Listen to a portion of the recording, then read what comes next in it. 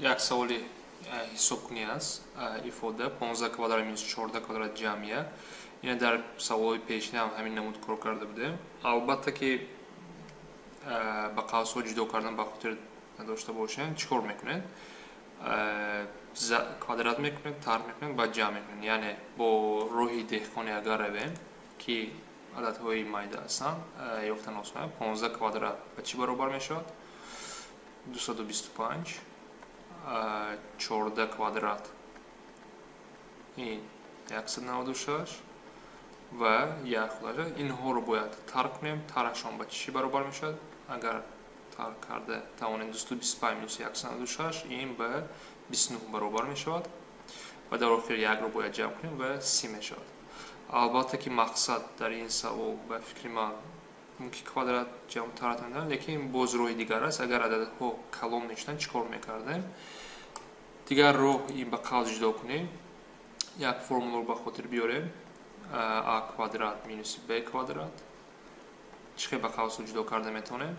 a minus b a جمع b.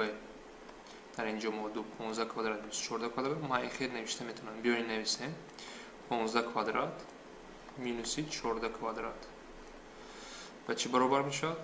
یعنی ما این رو 15 minus 14 15 جمع 14 نوشته میتونم. یکم قوس به یک برابر است، دوم قوس به 29 یعنی 29.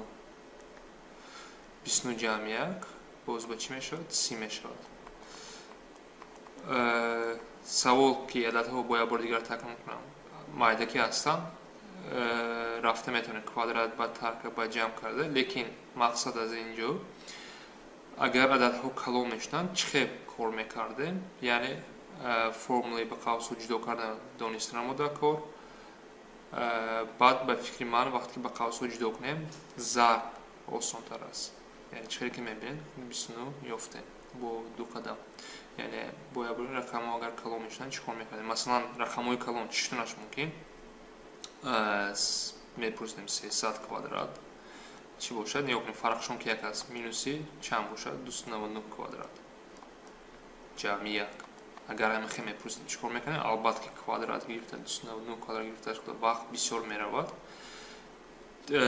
تیز کار کرده میتونیم. این ما مثلا گفتم اگر عدد های کلام اگر چه کار میکردیم 300 مینوس 299 در اینجا 300 جمع 299 یا چه ضرب کردن آسان تر میشد.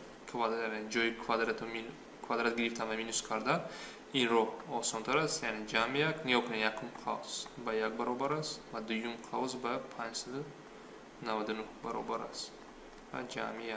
چقدر که میبینید جواب به چند برابر 600 برابر میشود. این البته که مثلا من گفتم برای استفاده قوس ها